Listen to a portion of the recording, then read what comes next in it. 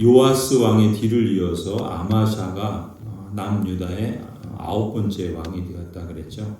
이 아버지 요아스와 그 아들 아마샤는 부전자전이다라는 표현을 썼습니다. 2절에 그가 주님께서 보시기에 올바른 일을 하였지만 마음을 다하여 하지는 않았다. 전심이 아니라 반심이었다. 이렇게 평가했었죠. 주님께서 보시기에 이 아마샤 왕이 행한 올바른 일은 무엇인가?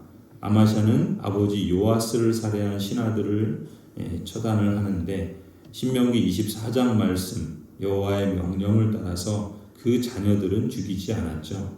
그 점에 있어서는 하나님이 보시기에 올바른 일을 한 것이라 할 수 있습니다. 또 에돔과의 전쟁에서 하나님의 사람이 전한 말을 듣고 은 100달란트라고 하는 어마어마한 돈을 아까워하지 않고 오히려 하나님의 그 말씀을 따라서 북왕국의 용병들을 돌려보내죠.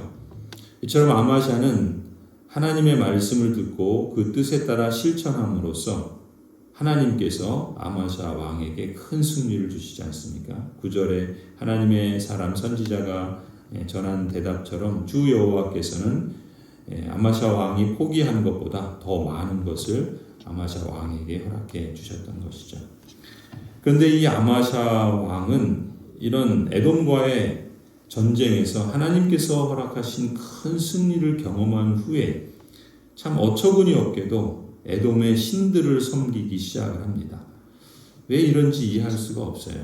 14절을 보면은 아마샤는 에돔 사람들을 학살하고 돌아올 때 세일 자손의 신상들을 가져와서 자기의 신으로 모십니다. 그리고 그 신들 앞에 경배를 하며 분향을 하죠. 15절에 보면 이 일로 인해서 여호와께서 당연히 진노하시겠죠. 아마샤 왕에게 크게 진노하셔서 선지자 한 사람을 보내십니다. 그리고 아마샤에게 책망을 하죠. 이 신들은 자기들을 섬기는 그 백성들, 즉 세일 자손 에돔 사람들이죠. 그 백성들도 이 남유다의 언약 백성들의 손에서 건져내지 못했는데 더군다나 그 일을 앞장선 왕이 아마샤 왕인데 그 임금님의 손에서 건져내지도 못한 그 망한 백성들의 신을 임금님께서는 어찌하여 그 신들에게 비십니까? 이게 도대체 어찌된 일입니까? 이렇게 책망을 하죠. 그러자 16절에 이 선지자가 이렇게 말머리를 꺼내는데 아마샤 왕이 그 선지자의 말을 가로막죠. 오히려 그 선지자에게 호통을 치면서 이렇게 말합니다. 우리가 언제 너를 나의 고문으로 추대했느냐? 맞아 죽지 않으려거든 그쳐라. 이렇게 위협을 하지요. 그러자 하나님의 말씀을 전하는 그 선지자가 이렇게 말하고 그 말을 닫아버립니다. 임금님께서 나의 충고를 받지 않고 이렇게 하시는 것을 보니 하나님께서 임금님을 망하게 하시기로 결심하셨다는 것을 이제 알 것 같습니다. 하나님의 말씀을 전하는 선지자의 말을 끝까지 듣지 않고 말머리를 잘라 가로막은 이 아마샤 왕의 경솔한 행동에서 우리는 그 아마샤가 얼마나 하나님을 가볍게 여기는지를 그 마음을 읽을 수 있죠.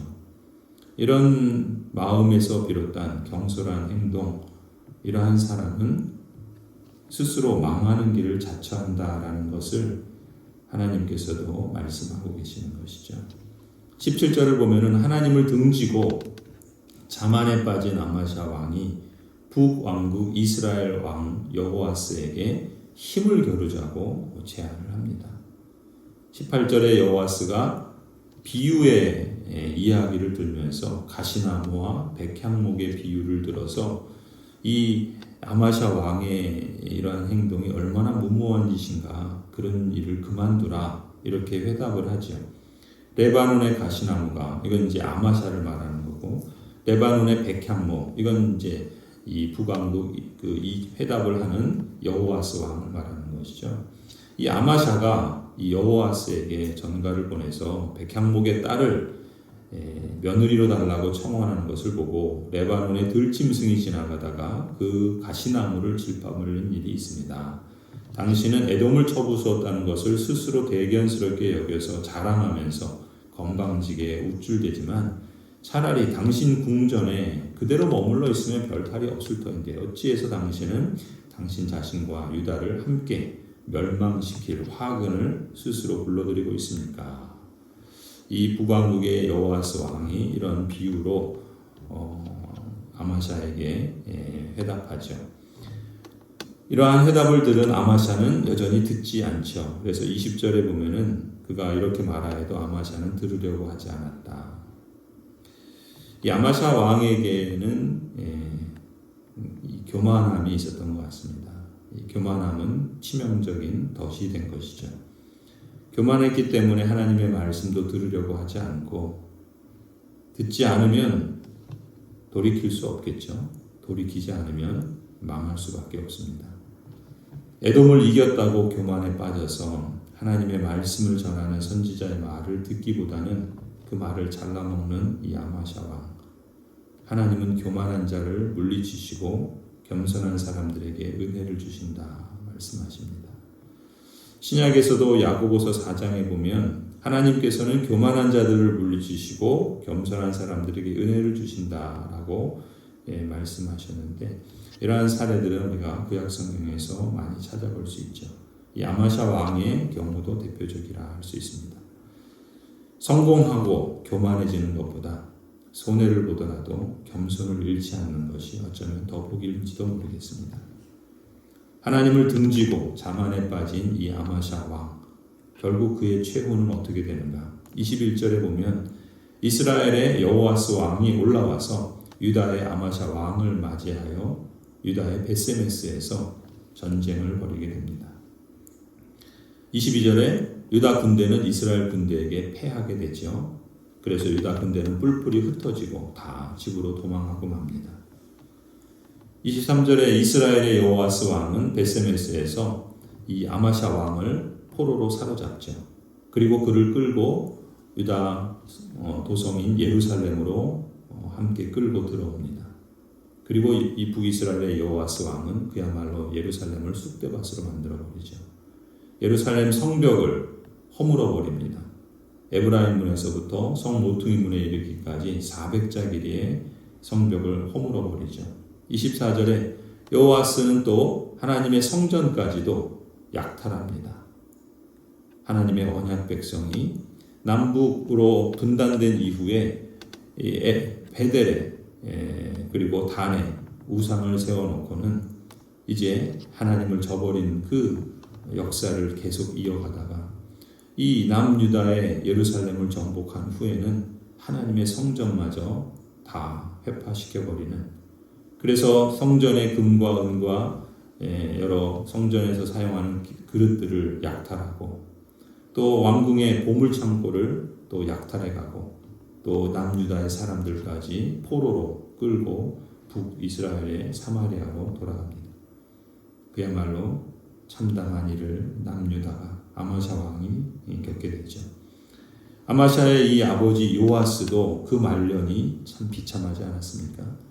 여호야다 제사장의 말씀을 듣고 개혁을 추진할 때는 잘했는데 그 제사장이 죽은 후부터는 그야말로 그 노년이 참으로 참담하기까지 한 그런 삶의 모습을 보이죠.